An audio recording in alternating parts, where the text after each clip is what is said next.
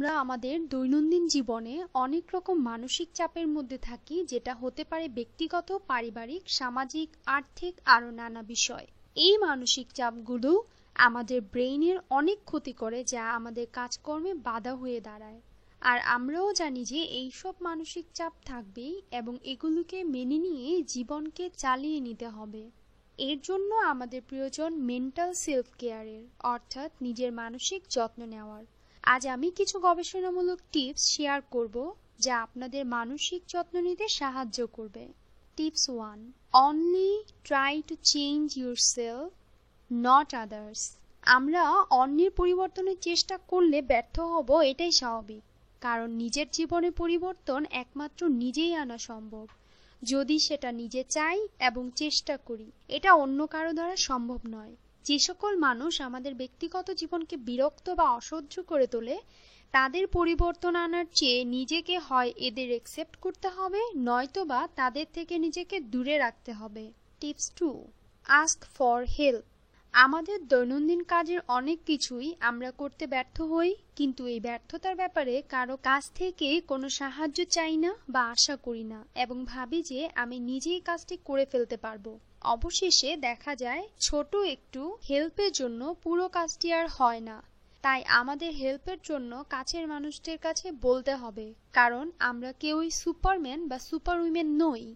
Tips 3, spend less time in front of electronic. আমরা দিনরাত বেশিরভাগ সময় টিভি, কম্পিউটার, মোবাইল এর মাধ্যমে ভার্চুয়াল জগতে কাটাচ্ছি, যা আমাদের ব্রেইনের জন্য অনেক ক্ষতিকর। তাই যতটা সম্ভব নিজেকে এগুলোর কাছ থেকে দূরে রাখতে হবে। Tips 4, connect with friends and family. বিভিন্ন সোশ্যাল মিডিয়ার মাধ্যমে ভার্চুয়াল জগৎ তৈরির কারণে আমরা পরিবার ও বন্ধুদের কাছ থেকে দূরে সরে যাচ্ছি। এটাও আমাদের মানসিক অসুস্থতার কারণ, যা আমরা বুঝে উঠতে পারছি না। তাই ফ্রেন্ডস অ্যান্ড ফ্যামিলির সাথে সরাসরি কানেক্ট থাকতে হবে। Tips 5, express your feelings. অনেক সময় আমাদের মধ্যে বিভিন্ন বিষয় নিয়ে নানা রকম ইচ্ছা, অনিচ্ছা বা বিরক্তি তৈরি হয়, যেটা আমরা কারো কাছে শেয়ার করি না। কিন্তু মানসিক প্রশান্তির জন্য এগুলো ফ্যামিলি অথবা ফ্রেন্ডসদের সাথে শেয়ার করতে হবে, যারা আপনাদের well উইশার। Tips 6, connect with positive people. Positive people যারা সব সময় আমাদের ইন্সপায়ার করে, তাদের কাছাকাছি থাকা, তাদের সাথে বেশি সময় ব্যয় করা, তাদের কাছ থেকে বিভিন্ন বিষয় শেখা জরুরি। এই সকল পজিটিভ পিপল আপনার জীবনে পথ চলতে সাহায্য করবে এবং আপনি মানসিকভাবে সুস্থ থাকবেন। Tips 7, forgive yourself.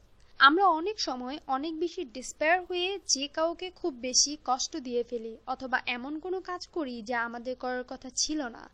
যখন আমরা বুঝতে পারি এরকম করা আমাদের উচিত হয়নি, তখন আমরা মানসিকভাবে ভেঙে পড়ি। কিন্তু এই সময় করণীয় হলো সেই ভুলকে শুধরে নিয়ে নিজেকে ক্ষমা করে দেওয়া।